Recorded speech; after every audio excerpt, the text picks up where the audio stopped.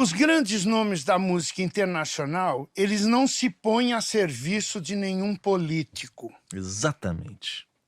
Perceba que o Stevie Wonder, o Paul McCartney, o John Lennon, sei lá, o George Harrison. Olha, o Guilherme Arantes está enganado aqui, viu, gente? O Stevie Wonder, por exemplo, ele apoiou a Kamala Harris, né, na última eleição americana. O Paul McCartney apoiou também Hillary Clinton, apoiou Barack Obama. E o John Lennon foi um grande adversário político do Nixon, né? Os modernos, o Bruno que seja Mars. o Bruno Mars, a Adele, a Rihanna, os grandes nomes, o Coldplay. Não, aí beleza. George Harrison, Bruno Mars, Coldplay, eles nunca se meteram em política. Adele e Rihanna também, né? São bem discretas. Eles não gravitam em torno de um nome político. O que aconteceu no Brasil é que todos passam a gravitar em torno de Lula. Não, mas isso aí é uma simplificação. A gente não pode pegar a realidade americana e a realidade brasileira e botar na mesma régua. Nos Estados Unidos não há uma personificação ideologicamente tão forte como há aqui no Brasil com relação ao atual presidente. Aqui o atual presidente está na cena política há 50 anos. Há um prejuízo dos artistas quando eles se põem a serviço de. A política é podre,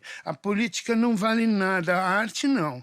A arte, ela sobrevive na sua grandeza, que não é porque o Garcia Marques se filiou, ajoelhou para o Fidel Castro, que ele se tornou grande escritor. Nisso ele está correto. Hoje em dia, os artistas têm mais a perder do que a ganhar quando eles se posicionam, né? Quando eles têm uma posição política. Principalmente artistas que têm um posicionamento político que não faz parte, né, da maioria do ecossistema do show business. Eles têm que realmente ficar bem pianinho aí, né? Porque corre o risco deles serem cancelados até. Pois hoje em dia o ambiente está muito tóxico. Essa é uma questão que eu tenho a criticar dessa geração, que é a geração pré-68, que seriam os grandes dinossauros da cultura. São artistas que mais falam do que realmente produzem. Então, é muita fala, muito protagonismo de entrevista, é a geração Pasquim. Se o Guilherme Arantes está falando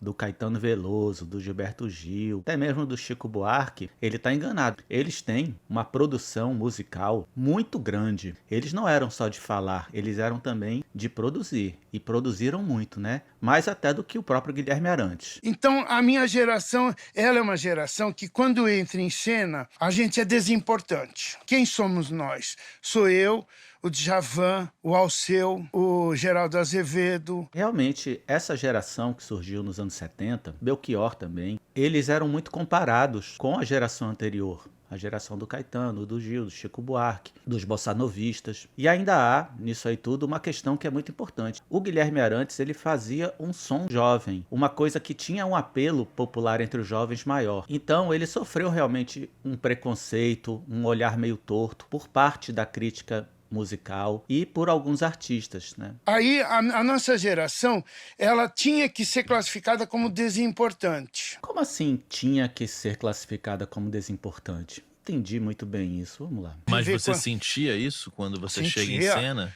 Eu cantei Planeta Água no festival e o Walter Silva era um crítico chamado Pica-Pau. Ele escrevia na Folha de São Paulo e ele era um disc-jockey importante. Ele que chama o Planeta Água o hino da Sabesp. E ele decreta que a letra era desimportante, era uma lista de lugares comuns, uma letra medíocre, que aquele festival tinha sido o pior festival de todos os tempos, que tinha sido o que eu participei, Planeta Água. Isso aqui na Folha de São Paulo. Olha, na boa, eu não tiro a razão do crítico não, viu? Inclusive, a música vencedora da Lucinha Lins não é música para ganhar festival, né? E não por acaso eu perco o festival para a musa do movimento artístico universitário, que era a Lucinha Lins. Mas ganha, né?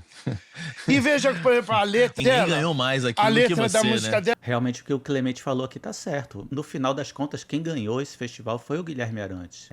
A Lucinha Lins só teve a perder ganhando esse festival, né? Porque aquela vaia se transformou num grande assunto, né? E o Guilherme Arantes trilhou depois disso uma carreira com grandes sucessos, né? Já tinha alguns sucessos nos anos 70, mas nos anos 80, que foram seu auge, foram diversos os sucessos, inclusive Planeta Água também. É uma música que até hoje é lembrada. Quem é que lembra de Purpurina? Ninguém, né? Era melhor ter perdido aquilo ali, porque ficou ruim pra ela ali. Acho linda a música. Nunca eu achei que nada era inferior a nada. Sinto muito, Guilherme Arantes. Existem coisas que são boas e que merecem ser elogiadas e coisas que não são tão boas assim e merecem ser criticadas de uma forma educada, evidentemente. Cabia a nós entendermos o jornalismo, já que ele nunca nos entendeu, para você entender o que fizeram com o Vandré. O Vandré, por exemplo, ele chegou a um ponto, ele era o maior de todos. Maior de todos, maior que Vinícius de Moraes, maior que Chico Buarque, maior que Paulinho da Viola, será mesmo? Por exemplo, a letra do Disparada é uma coisa inacreditavelmente bela, né? E o Caminhando e Cantando e seguindo, aquilo é lindo, é uma coisa... Músicas maravilhosas, realmente, né? Que marcaram época e até hoje são lembradas. Como é que neutralizaram esse cara? Como é que o Gil e Caetano isolaram ele? Esse cara tá muito chato, sabe? Então esse papo de esquerda... Que maluquice é essa que o Guilherme Arantes está falando aqui? O Gil e Caetano, eles simplesmente criaram o tropicalismo. Eles simplesmente criaram uma ponte entre essa música mais tradicional, da música popular brasileira mais tradicional, e o rock e o pop. Eles não estavam querendo isolar ninguém com isso. Na verdade, eles é que ficaram isolados, porque eles não estavam se posicionando politicamente. Nessa época era muito importante se posicionar. E mesmo assim, eles foram presos e tiveram que se exilar lá na Inglaterra, porque o governo da época entendeu nas entrelinhas que eles eram subversivos. O que o Gil e Caetano fizeram com o Vandré?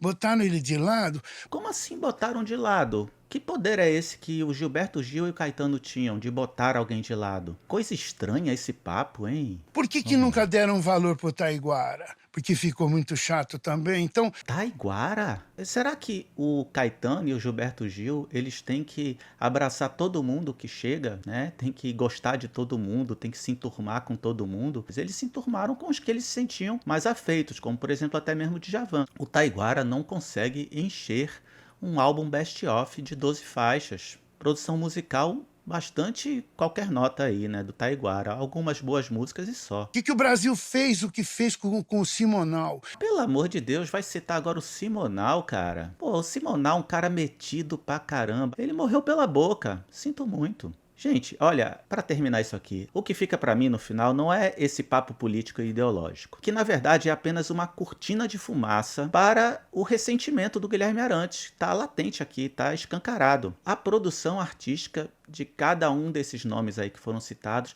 é que vale. E nesse sentido, Caetano, Gil, Ivan Lins, Chico Buarque, Djavan foram mais bem-sucedidos em qualidade musical do que o Guilherme Arantes. Você pode gostar do Guilherme Arantes, eu também gosto de algumas músicas dele, ótimo. Mas, sendo pragmático, é isso. Eu acho que ele tem que desanuviar e esquecer um pouco isso aí, porque não tá legal isso aí não. Um papo muito, muito esquisito. Aquele abraço e até um próximo vídeo.